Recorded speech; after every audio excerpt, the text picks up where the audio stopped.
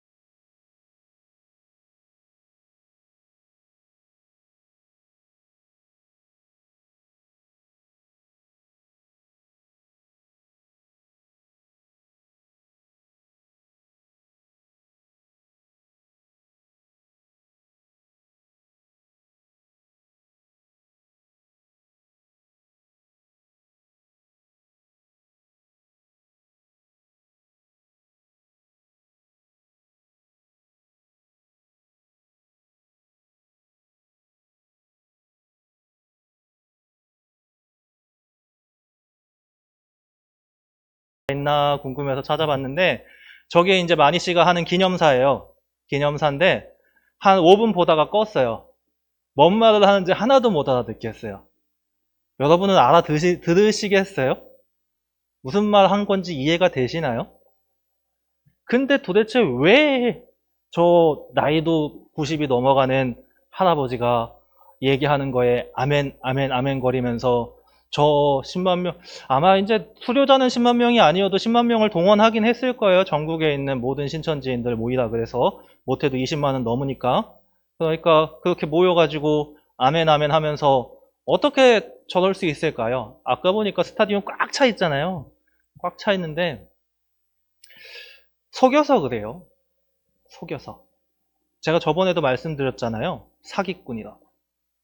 처음부터 각 잡고 사기치려고 속이려고 작정을 하니까 그 속이는 방법에 넘어가니까 답이 없는 거예요. 이미 넘어가서 세뇌 받을 대로 받은 사람들은 저기서 벗어날 수가 없는 겁니다. 저거 그 라이브 보면요. 사회자가 얼굴 정말 잘생겼고요. 멀쩡해요. 아주 얄쌍해가지고 몸도 좋고. 근데 저기서 저러고 있어요. 뭐 돈 받은 사회자인지 실제 신천지에 속한 사람인지 아마 신천지에 속한 사람 맞겠죠?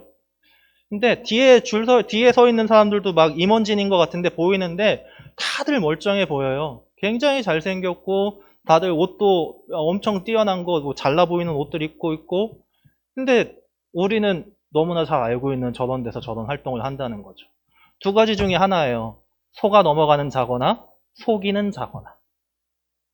신천지는 대놓고 속이려고 작정하는데 근데 세상도 우리를 속이려고 그래요. 오늘은 신천지 얘기는 그렇게 많이 안 하고 앞부분에서 저런 이상한 인간 믿지 마시라고 저게 말이 되냐고 그냥 그런 것 좀 보여드리려고 그래서 그냥 말씀드린 거고요. 혹여나 우리 안에 정말로 믿고 싶지 않지만 만약에 추수꾼이 있다면 정신 차리고 돌아오라고 저런 인간 어떻게 믿냐고 얘기하고 싶어서 보여드린 거고 짧게 오늘 제가 말씀드리고 싶은 건 이 세상은 거짓이 넘쳐나요. 말씀으로 먼저 볼 수 있어요. 요한복음 8장 44절에 보면 너희는 너희 아비 마귀에게서 났으니 너희 아비의 욕심대로 너희도 행하고자 하느니라. 그는 처음부터 살인한 자요 진리가 그 속에 없으므로 진리에 서지 못하고 거짓을 말할 때마다 제 것으로 말하나니 이는 그가 거짓말쟁이요 거짓의 아비가 되었습니다. 성경은 분명히 이야기하고 있어요. 사단의 유혹에 빠져서 아담과 하와가 선악과 사건으로 하나님과의 관계가 끊어진 이후에 이 땅에 죄가 들어왔죠. 이 땅에 죄가 들어온 이후로는 하나님이 사단이 이 세상을 지배하는 걸 허용하고 계세요. 심판의 때까지 그냥 기다리고 계십니다. 한 영혼이라도 더 돌아오길 바라시면서. 근데 그런 상황 속에서 사단의 특징이 뭐냐? 거짓말쟁이에요. 거짓말쟁인데 예수 그리스도를 모르는 자들, 예수 그리스도를 믿지 않는 자들의 아버지래요. 그러니까 믿지 않는 자들도 똑같이 거짓말을 할 수밖에 없는 거예요. 여러분, 거짓말이라는 것 자체는 아무도 안 가르쳐줬는데 3살짜리, 4살짜리 아이도 입만 트이면 하는 거 아세요? 여러분, 신기해요. 누가 거짓말 하라고 가르쳐준 적 없는데 입술이 틀리잖아요. 말이 트였어요. 말이 트였는데 유치원 같은 데를 다녀요. 5살밖에 안 됐어요. 근데 친구랑 싸웠어요. 자기가 잘못한 거 아니래요. 자기가 잘못한 거 맞는데. 대놓고 그냥 누가 가르쳐준 거 아닌데 당연하다는 듯이 거짓말을 해요. 이 세상은 그렇게 거짓이 넘칠 수밖에 없는 시대인 거예요. 그런데 현대사회로 오면서 이렇게 거짓이 넘치는 것이 이제 과거에는 어쩌면 거짓이 넘쳐도 이겨낼 수 있는 방법들이 있었는데 요새는 점점 사라지고 있어요. 요새는 우리에게도 그리스도인이라고 하는 사람들에게도 굉장히 도구로 다가오고 있어요. 우리가 알 수 없는 시간대에 알 수 없는 상황 속에서 기가 막히게 우리를 속여요. 그래서 우리가 진리를 떠나게 만듭니다. 왜냐하면 과거에는 진리라는 것이 존재했어요. 그게 거짓이던 진리던 상관없이 진리라는 기준점이 존재했어요. 시대별로 보면 사람은 생각하는 동물이라 그러잖아요. 사람은 생각을 하고 행동을 해요. 근데 생각을 하고 행동을 하는데 이 생각하고 행동할 때 기준이 항상 있어 왔어요. 기준이 있어 왔는데 전 세계적으로 기준이 큰 틀에서의 기준이 항상 정해져 왔어요. 특히 예수 그리스도가 이 땅에 오신 이후부터 예수 그리스도가 이 땅에 오셨을 때를 그래서 그 서양력, 양력 달력에서는 BC, AD 이렇게 부르잖아요. 이 줄임말이 Before Christ 그리고 AD는 라틴어로 아노 도미니라고 하는데 예수님 오시기 전, 예수님 오신 후 그래서 기원 전, 기원 후가 이 기원이 예수님 오시기 전 그리고 예수님 오시기 후예요. 이 땅은 예수님이 오신 거를 그렇게 큰 사건으로 쳐요. 사람들이 인정을 하지 않을 뿐이지. 그래서 예수님이 이 땅에 오셨을 때 당시에 오랜 세월 동안 이 땅은 서양은 특히 동양 말고요. 서양은 신본주의라는 주의로 돌아갔어요. 기준이 하나님께 있는 거예요. 하나님께 있고 하나님의 명령대로 살고 하나님의 말씀대로 사는 거. 오늘날의 그리스도인들, 우리가 그리스도인일 적에 복음을 붙잡고 살라고 하는 게 저 신본주의예요. 저 신본주의를 가지고 우리는 살아야만 해요. 근데 중세로 넘어가면서 인간의 탐욕이 끝도 없이 올라갑니다. 인간의 욕심이 항상 상상을 하지 못할 정도로 치어 올라가요. 그래서 중세사를 가리켜서 우리가 사사기를 암흑시대라고 부르잖아요. 서양의 중세사를 암흑시대라고 불러요. 신본주의로 인해 가지고 자신의 욕심을 채우기 위한 교황들과 신부들 때문에 세상이 완전 퇴보해버렸거든요. 과학의 발전도 막고 모든 게 다 막아지고 신부와 교황이 자기들의 욕심을 채우기 위해서 왕권을 탐하고 그리고 성적인 쾌락을 탐하고 마녀사냥 같은 거 여러분 들어보셨죠? 중세시대 때 벌어졌던 마녀사냥은 실제로 90% 이상은 자기 욕심을 채우기 위한 신부의 거짓말이에요. 아름다운 여자가 보여요. 근데 신부가 그 여자가 갖고 싶어요. 그럼 저 마녀다. 그건 끝이에요. 신부니까. 십자가 전쟁, 십자군 행령, 십자군 생렬 그거 다 욕심 때문이에요. 후추가 갖고 싶었어요. 향신료. 향신료가 갖고 싶은데 향신료가 들어오는 통로가 중동아시아인 거예요. 이스라엘이 있는 지역. 그래서 성지를 차지하겠다는 대외적인 목적을 가지고 제대로 된 목적, 실제 목적은 후추를 차지하겠다는. 그 향신료 때문에 전쟁이 벌어져요. 수십만이 죽어요. 중세시대는 그렇게 암흑시대였어요. 겉으로는 신분주의라고 표방하지만 인간의 욕심으로 인해서 완전히 무너져서 신분주의를 사람들이 인정하지 않기 시작해요. 신이 기준이라고 해서 그렇게 따르고 살았는데 결과가 이게 뭐냐? 이렇게 참혹하지 않냐? 이렇게 더럽지 않냐? 이렇게 끔찍하지 않냐? 그래서 사람들이 기준을 다른 걸 잡아요.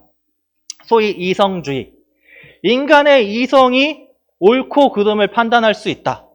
인간의 이성이 내가 옳은 거, 그른 걸 판단할 수 있다. 인간의 이성만 바르게 붙잡으면, 인간의 이성만 발전시키면 이 땅이 유토피아가 될 거야. 공산주의가 거기서 나온 거예요. 공산주의는 다른 말로 이야기하면 유토피아입니다. 그 중국이나 그 북한 있잖아요. 걔네는 공산주의가 아니라 사회주의예요. 사회주의에서 한 단계 발전하면 공산주의가 돼요. 그러니까 그게 좀 복잡한 거라서 그냥 넘어가긴 하는데 이런 것까지 굳이 아실 필요는 없으니까. 근데 저런 이성주의로 인해서 발전한 것들이 자유민주주의라든가 공산주의라든가 사회주의라든가 자유경제라든가 모든 것들, 프랑스 혁명이라든가 여러분이 한 번씩은 들어봤을 만한 역사적인 사건들이 저런 것에서부터 시작한 거예요. 계몽주의라든가 르네상스라든가 다. 인간의 이성이 세상의 기준이 되고 인간의 이성이 세상의 옳고 그름을 판단할 수 있고 인간의 이성이 바르게 세워지면 이 땅이 유토피아가 될 거야. 근데 결론이 뭐냐? 1차 세계대전, 2차 세계대전. 전 세계로 상대로 전쟁이 벌어졌어요. 그때부터 충격을 받기 시작해요. 인간의 이성을 발전시키면, 문학을 발전시키면, 철학을 발전시키면, 과학을 발전시키면 이 땅이 유토피아가 될 거라고 했는데 그 결과가 세계대전이에요. 아, 인간의 이성도 기준이 될 수 없구나. 인간의 이성도 믿을 수 있는 게 아니구나. 인간의 이성도 결국 헛된 것에 불과하구나. 결론이 그렇게 내려져요. 결론이 그렇게 내려져서 그 다음에 나온 게 뭐냐? 상대주의. 소위 여러분이 그 목사님이나 아니면 TV에서 말씀이나 요새 이제 목사님들 많이 말씀하시는 것 중에 주제 중에 하나가 포스트 모더니즘. 이란 영어 단어 한 번쯤은 들어보셨을 수도 있을 거예요. 우리 담임 목사님도 아마 얘기하셨을 것 같은데 포스트 모더니즘. 포스트 모더니즘이 뭐냐면 모더니즘이 이성주의고요. 모더니즘 이후. 모더니즘도 믿을 수 없으니까 모더니즘 이후의 주의인데 한글로 얘기하면 상대주의예요. 이 상대주의가 뭐냐면 세상에 진리는 없다. 신이 기준이 돼서 진리가 될 거라 생각했는데 신분주의로 살았더니 중세의 암흑시대를 겪더라. 인간의 이성이 기준이 돼서 진리가 돼서 살 거라 생각했는데 결론은 세계대전이더라. 살아보니까 기준이 없다. 너도 옳고 나도 옳다. 틀린 건 없고 서로가 다를 뿐이다. 이게 상대주의예요. 괜찮은 것처럼 보이시죠? 좋아 보여요. 근데 여러분 이 상대주의 때문에 나온 게 뭔지 아세요? 종교다원주의예요. 가톨릭의 교황이 어느 날 문득 이렇게 이야기합니다. 다른 종교에도 구원이 있습니다. 불교에도 구원이 있고 이슬람에도 구원이 있고 다른 신비 종교에도 구원이 있고 어떤 종교에든 힌두교에도 구원이 있고 일본의 잡스러운 신들한테도 구원이 있다. 내가 바르게 믿고 착하게 살기만 하면. 가톨릭의 교황이 그렇게 얘기를 해요. 요새도 얘기할걸요? 기사 검색해보면 교황이 몇 번 바뀌었는데 바뀔 때마다 똑같이 얘기해요. 그게 종교다원주의예요. 그 종교다원주의로 인해서 개신교만 망다당하고 있어요. 우리는 여전히 예수 그리스도를 통해서만 구원을 받을 수 있다라고 이야기하니까. 상대주의의 무서움이 그거예요. 상대적이다 세상은. 진리는 없다. 그러니까 너희가 다 옳다. 나도 옳고 너도 옳고 저도 옳다. 근데 알고 보면 개신교는 옳지 않아요. 이상하죠? 신기하죠? 다 상대적이라면서 개신교는 옳지 않아요. 여러분 상대주의가 점점 더 발전하면서 나오게 된 게 제일 여러분에게 익숙하고 이슈고 다가올 만한 게 뭐냐면 동성애예요. 동성애를 이렇게 이야기하는 거예요. 틀린 게 아니라 다른 거라고. 근데 성경은 틀리다고 분명히 이야기하거든요. 여러분, 하나님이 만드신 공동체가 두 개 있어요. 하나가 가정이고요. 하나가 교회예요. 예수님이 베드로에게 교회에 대해서 처음으로 말씀하셨고요. 네 반석 위에 교회를 세울 것이다. 그 교회 공동체에 대해서 처음으로 말씀하시고 그 교회 공동체를 성령이 완성시키셨어요. 가정은요, 아담을 만드시고 거기에 허전하게 보셔서 하와를 만드셨어요. 그래서 남자와 여자가 만나 한 몸을 이룬다고 말씀하셨어요. 하나님이 만드신 유일한 공동체 두 개예요. 하나님이 정하신 법칙이에요. 그러니까 동성애는 그 법칙을 어기는 거예요. 소돔과 고모라가 왜 무너졌어요? 왜 악하다 그랬습니까? 동성애잖아요. 남자고 여자고 노인이고 가릴 거 없이 성관계를 맺겠다고 천사들이 왔을 적에 찾아왔잖아요. 그래서 불바닥을 받았어요. 성경은 우리에게 분명히 증거하고 있어요. 로마서도 그렇고 레위기도 그렇고 그 남자와 남자가 그 관계를 맺거나 여자와 여자가 관계를 맺으면 구약시대 때는 돌로 쳐 죽이라 그랬어요. 그런데 오늘날의 오늘날의 세상은 동성애가 다른 거래요. 왜? 이 세상에 이제 더 이상 진리는 없으니까. 상대적이니까. 그러니까 저들을 인정해 줘야 된다. 저들은 그냥 소수자에 불과한 거다. 저들을 차별하면 안 된다. 근데 여러분, 재밌는 사실은 동성애를 인정하면 개신교가 역차별당해요. 목사가 강대상에서 동성애에 대해서 그걸 죄라고 인정하는 순간 철창가요. 미국에서 실제로 그런 사례가 많이 벌어졌어요. 그나마 트럼프가 대통령이 되고 나서 좀 사라졌는데 지금 바이든이 대통령이라서 또 어떻게 될지 모르겠어요. 눈치 보느라 좀 바뀌고 왔다 갔다 하던데, 근데 전체적인 시류는 못 바꿔요. 시대가 그렇게 가고 있어요. 그런데 동성애가 다른 거에 대해서 우리들은 인정을 안 하잖아요. 왜? 어려서부터 그렇게 들어오질 않았잖아요. 우리 권사님들, 집사님들, 장로님들은 우리 한국을 생각해 보자고요. 한국을 생각했을 적에 한국이 2000년대 초반 그 전까지만 하더라도 동성애자에 대해서 어떻게 생각했어요? 좋은 건 아니지만 혐오했고 죄라고 생각했고 끔찍하다고 얘기했잖아요. 그러니까 그런 마인드가 박혀 있어요. 그래서 우리는 동성애를 거부해요. 근데 우리 아이들은 거부를 안 하게 될 거예요. 왜 안 하게 되냐면요. 저들이 미디어로 자꾸 속여서 그래요. 통계로 속이고 미디어로 속여요. 무슨 말이냐면 이게 웨이브라는 OTT 여러분 들어보셨어요?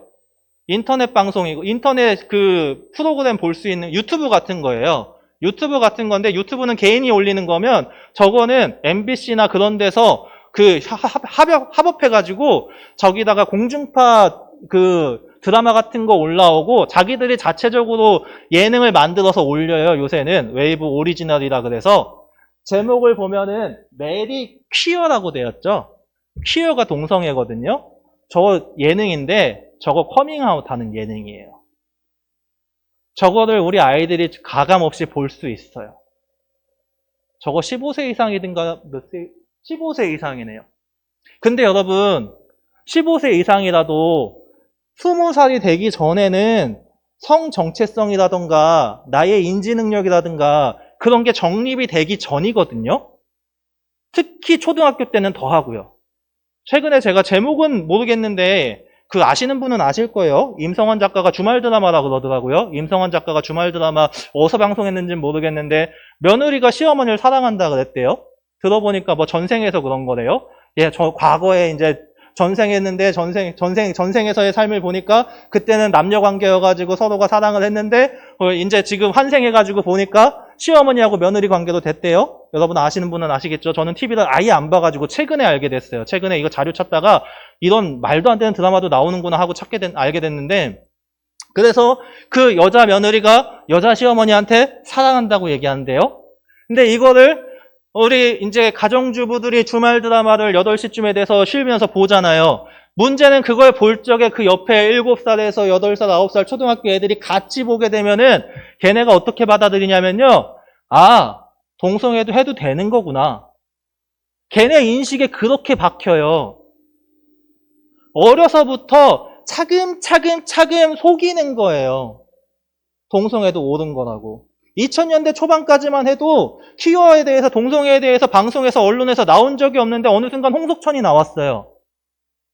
어느 순간 홍석천이 커밍아웃을 하더니 점점 동성애 관련해가지고 이제 처음에는 어떻게 속였는지 아세요? 브로맨스라고 속여요. 남남 커플. 실제 커플은 아닌데 브로맨스. 브라더 로맨스. 남남 커플. 그게 다 속여 넘어가는 거예요. 차근차근 스며들게 만든 거예요. 여러분의 생각 속에. 여러분의 마음 속에. 그래서 어느 순간부터 우리 아이들 같은 경우는 이제 그런 인지 능력도 분별 능력도 없으니까 걔네가 성인이 되잖아요. 그럼 동성애에 찬성한다고요.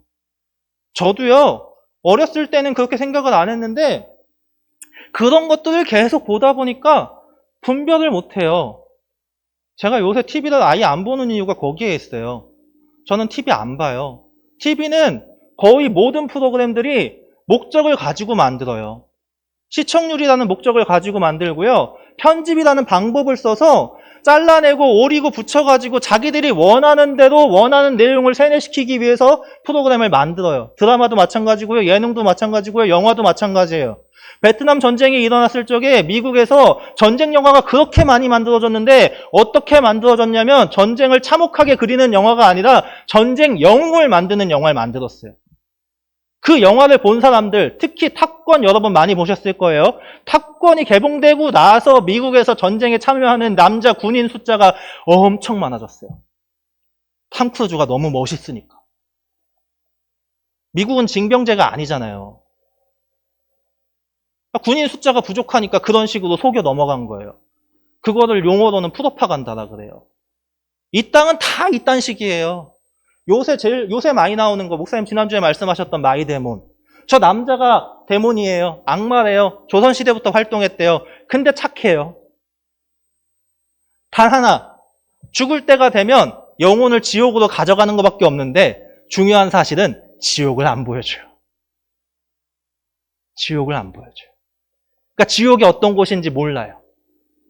그냥 이 땅에서 악마가 계약을 맺고 자기들이 원하는 걸 다 할 수 있게 해줘요. 권력이면 권력, 돈이면 돈, 그런 걸 다 하고 할 수 있게 살게 해줘요. 첫 장면에서 제가 이제 TV는 안 보는데 유튜브에서 저게 그 광고 같은 게 떠가지고 보니까 첫 장면에서 굶어 죽을 것 같은 조선 사람을 살려줘요.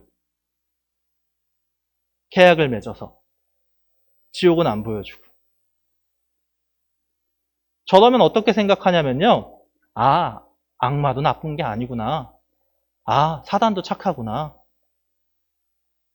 여러분 미드 중에 그 미국 드라마 있잖아요. 넷플릭스 보면은 미국 드라마에서 루시퍼라는 드라마가 있어요. 제목이 루시퍼잖아요. 사단 이야기예요. 근데 그게 사단이 루시퍼가 세상을 구원하려고 그래요. 말이 된다고 생각하세요? 근데 드라마는 그딴 식으로 만들고 그 드라마를 보는 사람들은 거기에 속아 넘어간다고요. 지금 세상이 이 모양 이 꼴이라고요.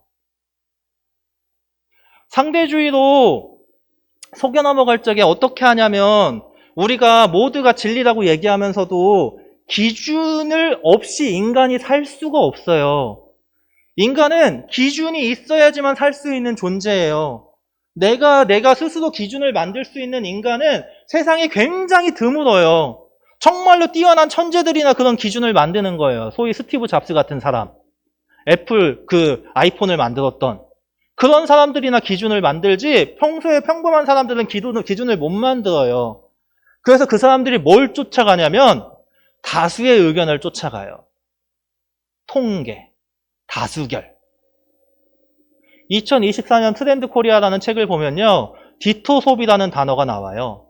디토 소비는 디토가 나도라는 뜻이래요. 나도라는 뜻인데 무슨 말이냐면 유명한 사람들, 내가 좋아하는 유명한 사람이 어떤 물건을 살면 내가 내 스스로의 기준을 가지고 물건을 샀는데 그거를 실패하면 그거에 대한 아픔이 있으니까 그런 상처를 받기 싫으니까 내가 좋아하는 유명한 사람이 어떤 물건을 샀어요. 그럼 나도 그냥 그 물건을 똑같이 사는 거예요.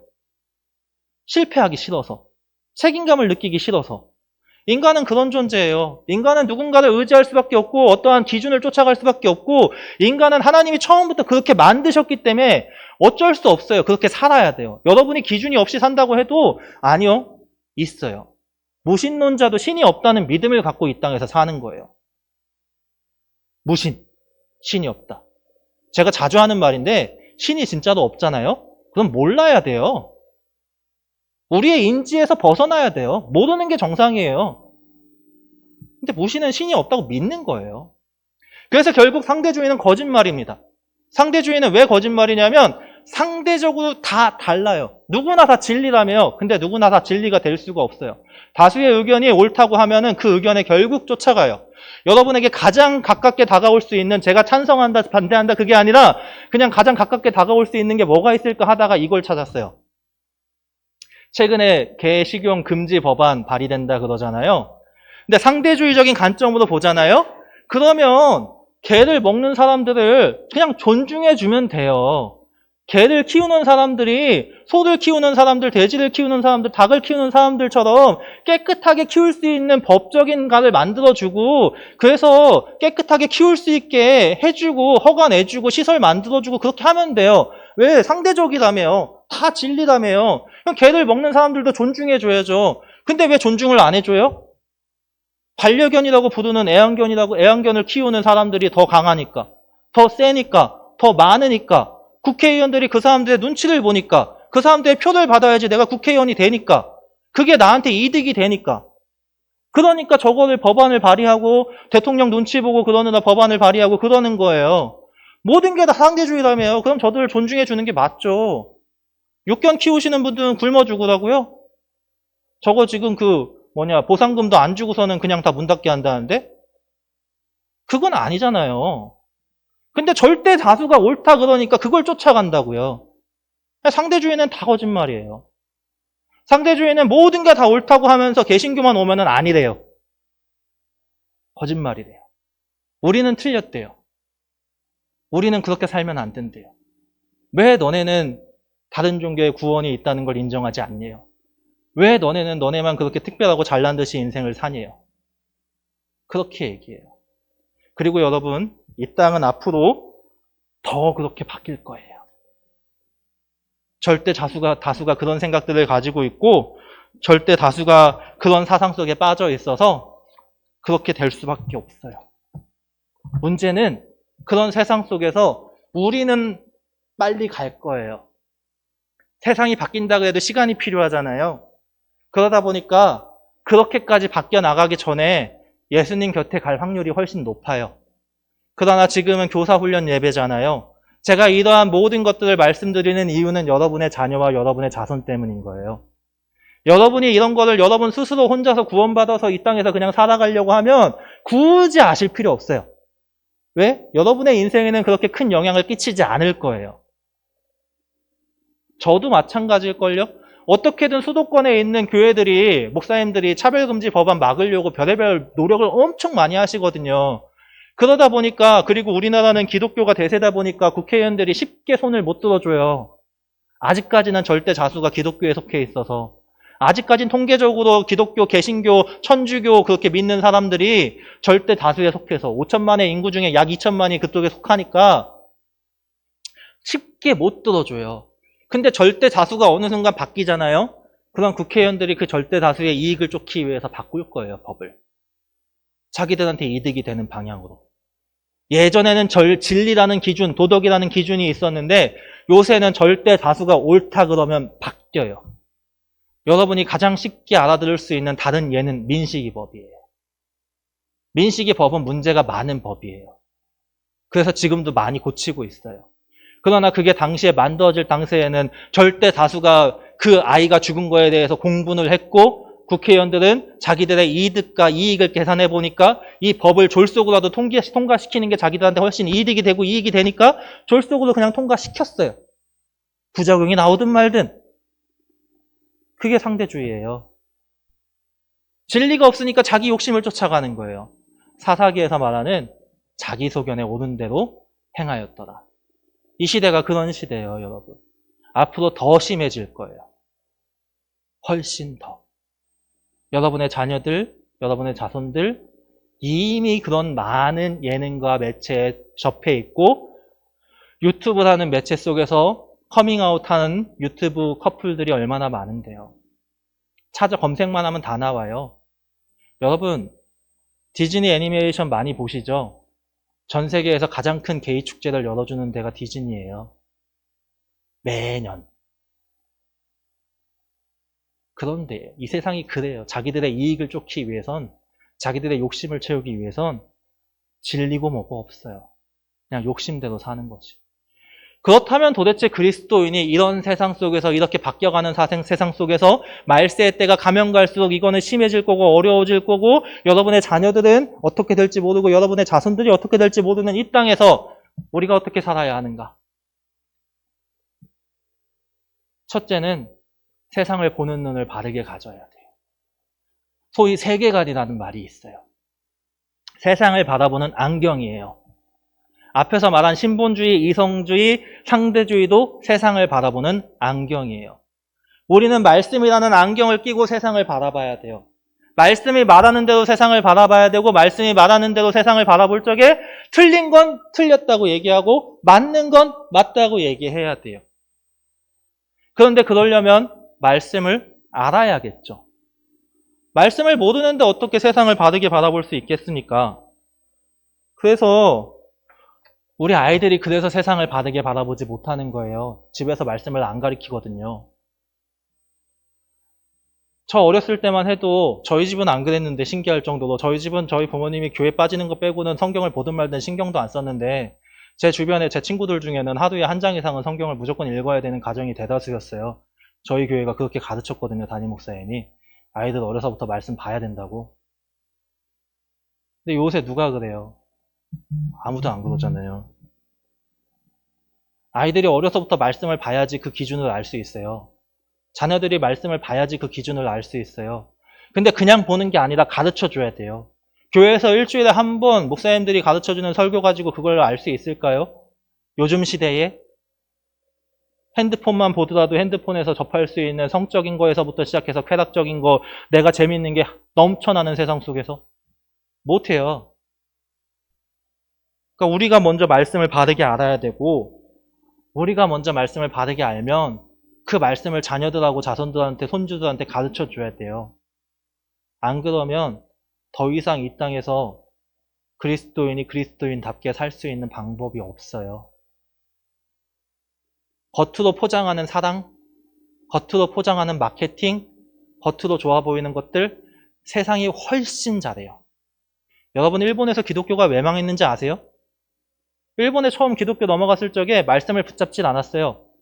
그들이 처음에 넘어갔을 적에 선교하는데 복음을 전하는데 그들이 썼던 방법이 우리가 어렸을 때 겪었던 교회에서 행사하는 거, 여름 성경학교 아니면 문화센터 그런 것들. 근데 그들이 말씀을 전하지 못했어요. 그러니까 세상이 발전하면서 더 재밌는 것들이 주변에 많아지잖아요. 교회를 찾질 않아요. 말씀을 모르니까. 말씀을 붙잡질 못하니까. 말씀만이 진리고 말씀만이 길이고 말씀만이 생명이고 말씀을 통해서야만 인간이 바뀔 수 있는데 근데 그 말씀을 알지를 못하니까 결국 다 넘어가요. 우리도 마찬가지예요. 부흥시대를 겪어갔던 우리 어르신들이 그 시절에 말씀을 바르게 붙잡았으면 좋겠다는 생각이 들 때가 있는데 지금이라도 열심히 해야죠. 과거를 돌이켜봤자 뭐 하겠습니까? 그러니까 적어도 지금은 덮어놓고 믿으면 안 된다는 거예요. 펼쳐놓고 믿어야 돼요.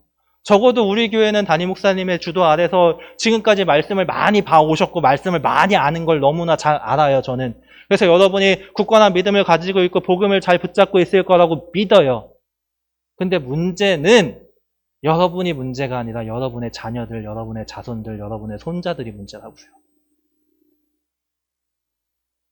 그 사람들이 문제라고요. 그 사람들이 말씀 속에서 하나님이 살아계시는 역사를 맛봐야 되고 말씀 속에서 하나님이 살아계시는 은혜를 깨달아야 되는데 말씀을 보지도 않으니 알 수 있는 방법조차가 없어요.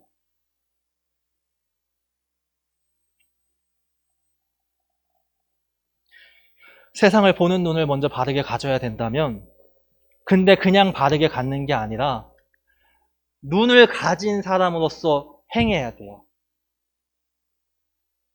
성경은 분명히 얘기해요. 이와 같이 행함이 없는 믿음은 그 자체가 죽은 것이다. 장로교가 제일 욕 많이 먹는 게 말씀을 붙잡는다 그러면서 행함이 없어서 그래요. 성결교나 감리교나 우리랑 교리가 다르고 우리가 솔직히 또 어떻게 보면 진리에 더 가까움에도 불구하고 장로교가 욕을 제일 많이 먹는 이유가 성결교나 감리교는 공로주의 비슷해가지고 행함을 해야 되거든요. 그러니까 겉으로 보기엔 착해 보여요. 겉으로 보기에는 괜찮아 보여요. 겉으로 보기엔 사랑이 넘쳐 보여요. 천주교가 얼마나 사람들이 대단한지 아세요? 천주교 사람들 치고 나쁜 사람 하나도 없다고 할 정도로 천주교 사람들은 착한 사람들이 넘쳐나요. 근데 그들은 말씀을 붙잡지 못했어요. 하다못해 저 옆에 신천지만 보더라도 쟤네가 겉으로는 얼마나 대단한 사람으로 살아갈까요? 그러니까 우리가 말씀을 바르게 붙잡는다는 건 말씀대로 행하는 거예요. 근데 말씀대로 행하는 게 뭔지를 몰랐어요, 여지껏. 복음은 알았어요. 그래서 복음을 붙잡아야 되는 건 알겠어요. 근데 복음을 붙잡은 삶을 산다는 게 도대체 어떻게 사는 걸까요? 그걸 사도신경이 말해주고 있어요. 바르게 보려면 당연히 바르게 알아야겠죠. 사도신경 두 번째 줄을 보면 그 외아들 우리 주 예수 그리스도를 믿사오니 라고 이야기하고 있죠. 영어로 번역하면요. In Jesus Christ, His only Son, our Lord 라고 이야기합니다. 이거를 이론적으로 신학적인 용어적으로 설명을 하자면 우리가 믿는 존재가 어떤 존재냐? 기본적으로 그걸 알아야 돼요. 우리가 믿는 존재가 뭐냐 도대체. 그래서 우리가 하나님을 믿는다 그러는데, 예수님을 믿는다 그러는데, 성령님을 믿는다 그러는데, 그래서 도대체 우리가 무엇을 믿는 건데? 그걸 먼저 알아야 돼요. 우리가 믿는 첫 번째 그 외아들, 말씀이 육신이 되어 우리 가운데 거하심에 우리가 그의 영광을 보니 아버지의 독생자의 영광이요 은혜와 진리가 충만하더라. 본래 하나님을 본 사람이 없으되 아버지 품속에 있는 독생하신 하나님이 나타내셨느니라. 요한복음 1장 14절 18절 말씀입니다. 예수님은 하나님의 유일하신 독특한 아들입니다. 절대 진리이자 변할 수 없는 그 아들이자 하나님이세요. 독생하신 하나님. 아들로서 이 땅에 태어나신 하나님. 그래서 그 예수는 하나님이 세상을 이처럼, 이것도 독생자를 얘기하는 거예요. 요한복음 3장 16절, 하나님이 세상을 이처럼 사랑하사 독생자를 주셨으니 이는 그를 믿는 자마다 멸망하지 않고 영생을 얻게 하려 하심이라. 여기서 독생자는 스스로 태어났다는 걸 의미합니다. 이제 나중에 이제 동정녀 마리아를 통해서 탄생했을 때 그때 좀 더 자세하게 다뤄볼 생각인데 어쨌든 굉장히 특별한 단어예요. 그래서 독생자 예수 그리스도. 예수님은 외아들, 하나님의 유일하신 아들이시자 동일한 하나님이십니다. 이해는 안 되죠? 근데 우리는 그분을 믿어요. 그런가 하면 예수라는 뜻은 마태복음 1장 21절 아들을 낳으리니 그 이름을 예수라 하라. 이는 그가 자기 백성을 그들의 죄에서 구원할 자이심이라 하니라. 라고 말하고 있습니다. 예수님은 우리의 구원자십니다. 너무나 잘 알고 있죠? 우리가 맨날 들어오는 말씀이죠? 그리고 그리스도는 그의 직분을 이야기합니다. 그리스도는 기름 부음 받은 자란 의미입니다. 성경에서 기름 부음 받은 직분은 딱 세 개가 있어요. 하나는 선지자, 하나는 제사장, 하나는 왕. 그 세 직분만 기름 부음을 받았고 하나님께서 직접 임명하셨으며 예수님은 그 세 가지 직분을 다 감당하시는 분이에요. 그래서 요한복음 8장 28절에 예수께서 이르시되 너희가 인자를 든 후에 내가 그인 줄을 알고 또 내가 스스로 아무것도 하지 아니하고 오직 아버지께서 가르치신 대로 이런 것을 말하는 줄로 알리라. 선지자는 하나님의 말씀을 선포하는 자예요. 하나님의 말씀을 들은 자로서. 그래서 예수님은 하나님이 알려주신 대로 그 말씀을 전했다고 요한복음 8장 28절이 이야기하고 있고요. 다른 구절도 많은데 한 절씩만 가져왔어요. 이것만 얘기해도 10시간이고 20시간이고 부족하기 때문에 한 절만 가져왔습니다. 베드로전서 2장 24절 친히 나무에 달려 그 몸으로 우리 죄를 담당하셨으니 이는 우리를 죄에 대하여 죽고 의에 대하여 살게 하려 하심이라. 그가 채찍에 맞음으로 너희는 나음을 얻었나니. 그가 채찍에 맞음으로 너희는 나음을 얻었나니는 이사야 53장을 인용한 말씀입니다. 예수님께서는 우리의 제사장 되십니다. 구약 시대의 제사장은 죄를 속죄하는 자였습니다. 대신하여서. 그래서 대속한다 그러죠. 근데 예수님은 완벽하신 신으로서의 자신으로 대속하셔서 속죄하셨어요. 그래서 하늘의 대제사장으로 히브리서는 이야기하고 있습니다. 제사장에 대해서 자세히 알고 싶으시면 히브리서를 한번 천천히 읽어보세요. 히브리서가 정말 잘 얘기하고 있습니다. 그리고 왕, 이사야 9장 6절 7절 말씀.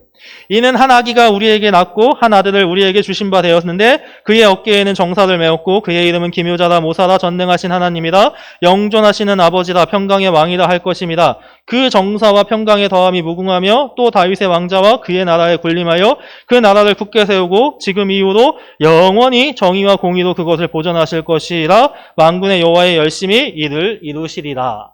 예수님은 이 땅의 왕이십니다. 눈으로 보이지 않는 영적인 세상에서의 왕이시지만 실제로 재림하시면 이 땅의 왕이 되실 거예요. 온전한 심판 가운데. 심판주의 역할을 예수님이 담당하시거든요. 왕이 되실 겁니다. 그래서 그 외아들, 그는 하나님을 뜻해요. 하나님의 외아들 예수 그리스도. 우리 주 예수 그리스도를 믿사오니. 여기서 우리 주가 빠졌죠. 우리 주는 로드를 이야기합니다. 영어로는 로드예요. 모든 입으로 예수 그리스도를 주라 시인하여 하나님 아버지께 영광을 돌리게 하셨느니라. 영어로는 주, 한글로는 주, 히브리어로는 여호와 하나님, 시라보로 번역하면 키리오스, 영어로 번역하면 로드, 한글로는 주라고 이야기합니다. 다시 말해서 이 로드도 다른 말로 얘기하면 하나님이랑 동격임을 상징하는 단어예요. 신학적인 용어로는 로드는 하나님을 상징하는 단어인데 이제 실천적인 부분에서 우리가 어떻게 살아야 되는가? 믿음을 붙잡았어요. 예수 그리스도를 우리가 믿어요. 그러면 어떻게 살아야 되는가를 표현해 주는 단어가 우리 주예요. 우리는 예수 그리스도를 주로 섬기는 삶을 살아야 됩니다. 우리가 예수님의 복음, 그 십자가, 그 부활을 믿는다면 우리는 그 예수 그리스도를 주로 섬기는 삶을 살아야 되는데 그렇게 사는 게 어떻게 사는 거냐? 예수님을 닮은 삶을 살아가는 겁니다. 예수님은 그 표본을 그 당신의 인생에서 보여주셨어요. 예수님이 이 땅에 괜히 성육신하신 게 아닙니다. 예수님이 성육신하셔서 우리의 죄를 구속하기 위해서 하신 거라면 딱 2장이면 끝나요. 복음서 28장 필요 없어요. 1장에서 예수님 오셨고, 3장이겠네요. 1장에서 예수님 오셨고, 2장에서 십자가에 달리시고, 3장에서 부활하신 끝이에요. 근데 복음서는 28장, 24장, 21장, 16장, 4권이나 되는 복음서가 예수님의 삶에 대해서 다른 방향성으로 보여주면서 예수님을 조명한단 말이죠. 요새 새벽 기도나 금요철야 때 그래서 담임 목사님이 그 예수님의 삶에 대해서 조명하고 계시잖아요. 우리가 그렇게 살아야 되는 거예요. 예수님이 이 땅에 성육신 하셨어요. 인간으로 태어나셨어요. 신인데 비하의 신분을 가지사 인간으로 태어나셨어요. 그게 십자가에 달리신 거예요. 오전에 담임 목사님이 말씀하신 그걸 신학적인 용어로는 비하의 신분이라고 이야기해요. 비하 되신 거예요. 인간이 개가 된 거랑 똑같은 거예요. 좀 심한 표현이긴 하지만. 그 비하 되신 이유가 인간을 사랑하셔서예요. 인간을 구원하시려고.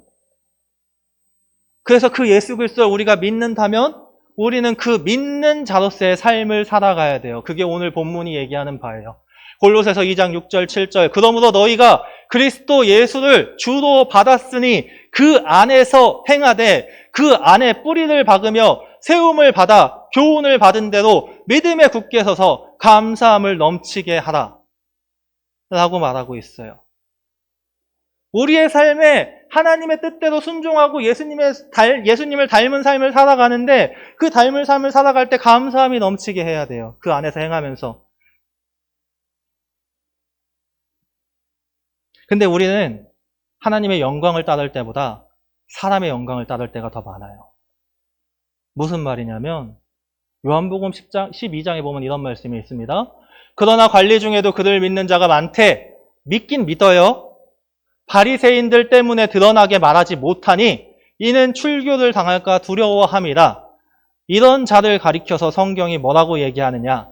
그들은 사람의 영광을 하나님의 영광보다 더 사랑하였더라 라고 이야기하고 있습니다. 안경을 썼으면 그 안경대로 행하는 삶을 살아야 된다고 말씀드렸죠. 우리가 믿는다고 입술로 고백하면서 그 삶을 드러내는 삶을 살지 못하면 우리는 사람의 영광을 쫓는다고 성경이 이야기하고 있어요. 우리가 예수 그리스도를 닮은 자로서, 예수 그리스도를 믿는 자로서 예수 그리스도를 닮아가는 삶을 산다는 건 예수님처럼 낮아지는 인생이 된다는 거예요. 그래서 성령을 따라 행하라 하는 갈라디아서의 성령의 열매의 첫 번째가 인내인 이유가 그거예요. 우리가 낮아지려면 참아야 돼요. 사랑은 오래 참고가 괜히 나온 말이 아니에요. 우리가 예수 그리스도를 닮으려면 오래 참아야 돼요. 방법이 없어요. 그게 우리의 인생의 방향이에요. 우리는 그렇게 살아야만 해요. 그리스도인이라면, 내가 예수를 믿는다면 예수 그리스도를 믿어서 내 인생에 복이 오고 내 가정이 잘 되고 내 자손이 잘 되고 그걸로 끝나는 게 아니라, 그거는 그냥 하나님이 부수적으로 챙겨주시는 그냥 서비스 아니면 덤, 그런 거에 불과하고, 우리의 진정한 영광은 우리가 예수 그리스도와 같이 낮아지는 인생을 사는 거예요. 성경은 그게 영광이라고 얘기해요. 그래서 고난받아야 된다고 얘기해요. 우리가 전능하신 하나님을 믿는 하나님의 자녀된 자라면, 아버지로 부르는 자라면 그 전능하신 하나님의 격에 맞는 위치까지 올라가야 되는데, 그러려면 고난받아야 된대요. 그게 당연한 거래요. 이러니까 이거를 아는 사람들은 예수 그리스도를 믿을 수가 없어요. 저도 당장이라도 이런 말씀만 들으면 도망가고 싶어요. 인생이 서글프잖아요. 가뜩이나 세상 사는 거 힘들어 죽겠는데 예수님을 믿는 사람들은 더 힘들게 세상을 살아야 된다는데, 근데 사는 이유가 뭐냐면 그렇게 살게 하시기 위해서 구원을 이루셨어요. 친히 자기의 목숨을 바치셔서, 굳이 인간이라는 피조물에 불과한 인간이란 존재로 태어나셔서 고난받으시고 굶으시고 아프시고 고통받으시고, 예수님 숨막혀 돌아가신 거 아세요? 십자가에 달려서 돌아가시는 많은 분들이 숨막혀서 죽어요. 체중 때문에 폐가 눌리거든요. 체중 때문에 폐가 눌려서 숨을 꺽꺽꺽 쉬다가 간신히 힘을 내가지고 이렇게 올라가가지고 간신히 숨을 쉬고, 그러다가 또 폐가 눌려가지고, 무게에 폐가 눌려가지고 숨을 꺽꺽꺽 쉬다가 심한 경우는 그 상태로 3일 간대요. 십자가에 달리면. 하나님이 역사하셔가지고 예수님이 반나절 만에 돌아가신 거예요. 6시간이던가요? 그렇게 죽으신 이유가 다 우리를 구원하시기 위해서예요. 그러고 부활하셔서 그 승리를 보여주셨어요. 그 부활하심을 통해서 우리가 소망을 붙잡을 수 있고 희망을 가질 수 있어요. 이 땅에서 우리의 능력으로 그렇게 살아가라면 절대로 그렇게 못 삽니다. 저도 못해요. 저는 죽었다 깨나도 못할 것 같아요. 제 능력으로 그렇게 살라 그러면. 근데 예수님은 신이시기 때문에 그렇게 사신 것이 아니라 하나님이 함께 하시기 때문에 그렇게 인간이지만 그렇게 사실 수 있었던 거고, 그리고 빌립보서를 보면요, 빌립보서에서 이렇게 얘기해요. 사람의 모양으로 나타나서 자기를 낮추시고, 아침에 또 읽으셨죠? 자기를 낮추시고 죽기까지 복종하셨으니 곧 십자가에 죽으심이다. 이러므로 하나님이 그를 지극히 높여 모든 이들 위에 뛰어난 이름을 주사 하늘에 있는 자들과 땅에 있는 자들과 땅 아래에 있는 자들로 모든 무릎을 예수의 이름에 꿇게 하시고 모든 입으로 예수 그리스도를 주라 시인하여 하나님 아버지께 영광을 돌리게 하셨느니라. 여기서 포인트는 2장 9절에 이러므로 하나님이 그를 지극히 높여. 예수님은 하나님이시잖아요. 그러니까 성경에서 오늘 본문 이 2장 9절을 기록할 적에 예수님이 예수님을 높여, 예수님이 스스로 높아지사 하나님이시니까 이렇게 기록할 수도 있어요. 근데 굳이 이러므로 하나님이 그를 지극히 높여.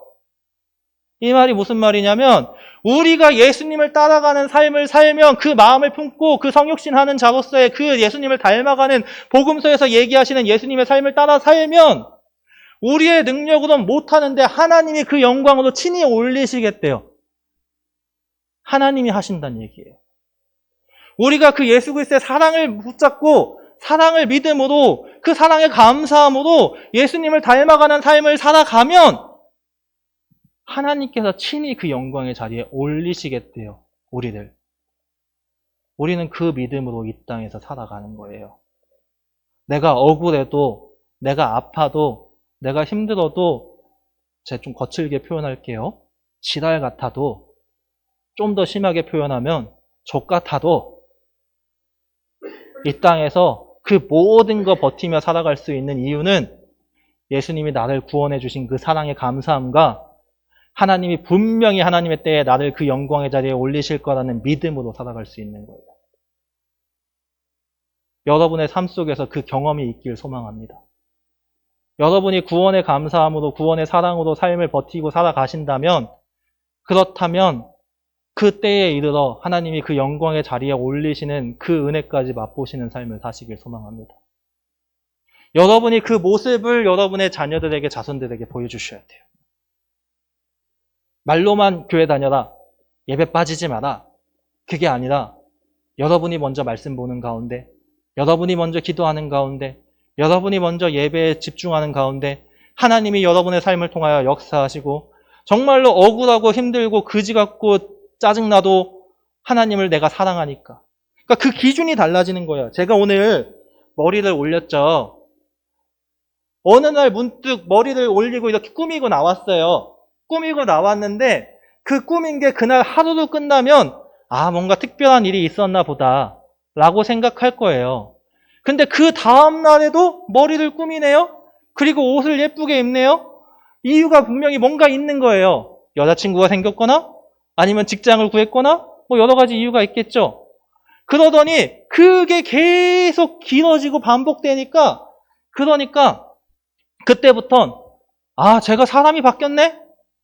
제가 뭔가 달라졌네? 그걸 주변 사람들이 인정하기 시작해요. 겉모습만 바뀐 거 가지고도. 근데 우리는 그 속사람이 바뀌는 거예요. 속사람이. 어느 날 갑자기 우리가 결단을 해서 그 다음 날부터 속사람이 바뀌어가지고 내가 욕을 24시간 하던 거를 10시간으로 줄였어요. 그것만 해도 어딥니까? 그러더니 시간이 지나가지고 저 사람이 갑자기 담배를 한 갑을 하루에 피던 사람이 담배를 반 갑으로 줄였어요. 그러더니 한 달이 지나니까 담배를 또 줄였어요. 1년을 지나니까, 2년을 지나니까, 3년을 지나니까 담배를 결국 끊었어요. 근데 중요한 거는 그 이유가 하나님께 있는 거예요. 그 이유가 예수님께 있는 거예요. 그 이유가 하나님이 나를 사랑하니까, 내가 하나님을 사랑하니까. 그 이유가 내가 하나님께 영광의 자리에 올라가기 위해서 나도 같이 고난에 참여하려고. 내가 억울해도, 내가 힘들어도 하나님이 나를 바라보시니까, 하나님이 나를 사랑하시니까 끝까지 그 자리를 가는 거예요. 하나님 붙잡고. 그러면 세상은 거짓으로 우리를 속이려 그러는데 우리는 그 진리로 세상에 당당하게 선포할 수 있어요. 너네가 우리를 백날 속이려고 해봐라. 하나님이 진리다. 내 능력으로, 내 힘으로 하는 게 아니라 하나님이 나를 통하여 드러내세요, 친히. 그게 그 하나님께서 직접 영광의 자리로 올라가게 하시는 거예요. 여러분의 삶에서 경험하라고 할 적에 단순히 예를 들어드리면, 여러분이 예수님을 정말로 잘 믿어요. 직장 생활을 해요. 직장 생활을 하는데 사람들이 나보다 다 호구래요. 다 바보 같대요.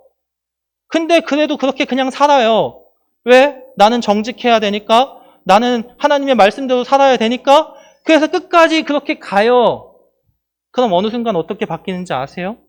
그 직장이 하나님의 직장으로 바뀌어버려요. 말도 안 되는 것 같죠? 근데 하나님이 진짜 그렇게 하세요. 전지전능하시니까. 그 직장에 어느 순간 믿는 사람이 많아질걸요? 어느 순간 그 직장에서 예배를 드리는 사람이 생길걸요? 사장이 바뀔지도 몰라요. 사장이 그 모습을 보고 예수를 영접해가지고 그 회사가 전체가 다 예수를 믿을 수도 있어요. 나는 믿음 지킨 것밖에 없는데, 나는 하나님 바라본 것밖에 없는데 내가 사장을 전도할 수나 있겠어요. 사장이 나를 뭘로 보겠어요. 전도하려고 그러면. 그러니까 그냥 단순히 나는 내 믿음 지킨 것밖에 없는데 어느 순간 보니까 그 회사가 바뀌어 있어요. 그 학교가 바뀌어 있어요. 그 지역이 변화돼요. 우리는 믿음 지킨 것밖에 없는데. 그게 우리가 이 땅을 살아가는 방법이에요. 그게 우리가 믿음을 붙잡는 방법이에요. 우리가 진짜로 믿음으로 행하는 자가 보여줘야 되는 모습이에요. 단순히 그냥 야고보서에서 얘기하는 것처럼 그냥 가난한 사람들을 도와줘야 되고 부자가 해야 되고, 그거는 그 시대가 그랬으니까 그런 거예요. 그 시대에는 그런 사람들이 없었으니까. 오늘날에는 한국 사회든 영국 사회든 미국 사회든 정부가 우리보다 더 잘해요. 복지제도는. 우리는 뭘 해야 될까요? 이 시대 속에서. 낮아지는 것밖에 없어요. 예수님을 닮은 삶을 사는 것밖에 없어요.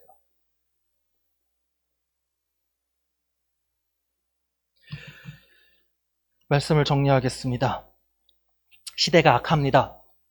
말세의 때이기 때문에 점점 더 악해질 겁니다. 하나님이 언제 오실지 모르지만 세상이 악해질 거라는 건 확신합니다. 그렇기에 우리는 예수 그리스도를 닮는 삶을 살아가야 합니다. 적어도 우리의 자녀들을 위해서라도, 우리의 자손들을 위해서라도 우리가 먼저 아직 늦지 않았다고 생각하는 이때에 예수 그리스도를 붙잡은 자로서, 예수 그리스도를 믿는 자로서 그 예수 그리스도를 주로 섬기는 삶을 살아야만 합니다. 우리 동산교회가 그런 교회가 되길 소망합니다. 또한 우리는 이미 그런 교회로 가고 있다고 저는 믿습니다. 왜요? 나태해질 수가 없어요. 옆에 제가 있잖아요. 옆에 제가 있으니까 나태해질 수가 없어요. 얼마나 감사한 건지 아세요, 그게? 감사할 수밖에 없습니다. 우리가 그렇게 하나님만 바라보며 나아가는 우리 동산교회 되길 간절히 소망합니다. 기도하고 시간이 많이 지나서 축도로 바로 예배를 마치도록 하겠습니다. 기도하겠습니다. 하나님 아버지 감사합니다. 우리가 오늘도 말씀을 듣고 예배를 드립니다.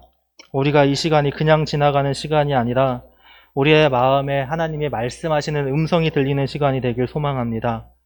또한 우리가 그 예수 그리스도의 뜻대로 살아가는 자들 되길 간절히 소망합니다. 또한 하나님 간절히 간구하옵기는 우리가 그 주님의 영광의 때를 맛보는 자들 되게 하여 주시옵소서. 하나님이 친히 예수 그리스도를 영광의 자리에 올리신 것처럼 우리가 끝까지 그 성육신의 자리에서 순종하며 나아갈 때에 우리 또한 그 은혜를 맛보는 자들 될 수 있도록 인도하여 주시옵소서. 감사드리며 예수님의 이름으로 기도합니다.